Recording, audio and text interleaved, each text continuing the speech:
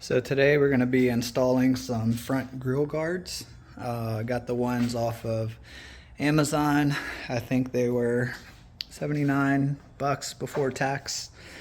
And what it's going to do is go up in here and kind of protect the fins on these things from getting all bent up. Hopefully anyway. So yeah, the front lip that we put on is got to come right back off. So we get to go through that exercise again, but we'll go ahead and get started. Take off the front lip. You got to take off the panels underneath so that we can access and slide those things up in there. These actually bolt in, so they've got some hardware. It's not the ones that zip tie in, which I hear those are fine also, but yeah, we'll go ahead and get started on this. So I didn't do a time lapse taking these off because honestly I wasn't sure if I was going to be able to without jacking the car up, but it can be done. It's a bit of a pain. There's two screws in the back that are, you can't really see, you've got to feel around for, but if you've done any kind of work on a car, you're probably used to that, so it shouldn't be a problem. Got them out with no issues.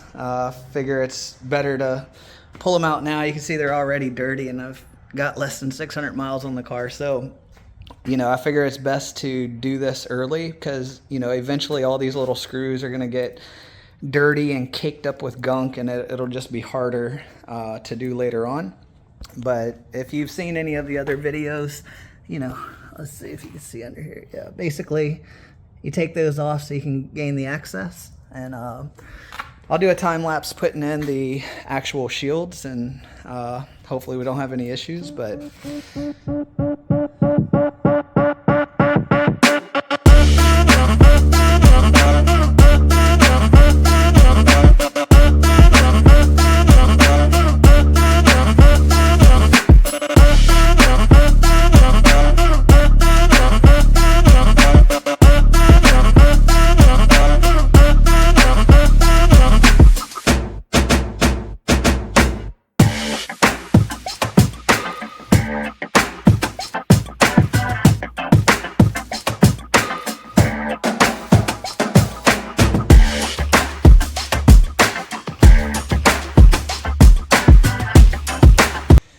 so we got the first side put in.